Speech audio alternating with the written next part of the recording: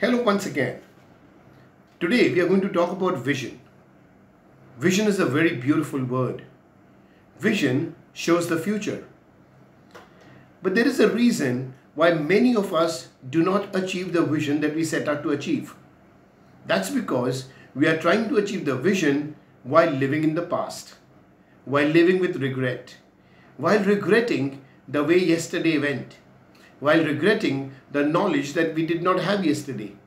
We forget that knowledge makes no difference till we act. Action on the correct knowledge that we have is what is going to help us achieve our vision. So, it makes no difference what I knew yesterday. It makes no difference what I did yesterday. All matters is what I know today and the action that I'm going to take to achieve my vision based on the knowledge that I have today. So today is more important than yesterday, and today lays the foundation for achieving the vision. And to achieve the vision, it is important to live the mission.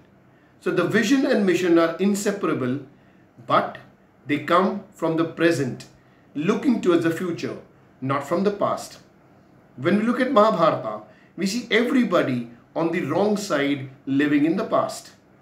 We had Bhishma Pitamaha, who was living in the past, living with his vow, not with reality, not with what was correct. We had Karna living in the past, not living with reality, not living with what was correct. And we had Arjuna and Krishna living with reality, living with the present, and living with what is correct.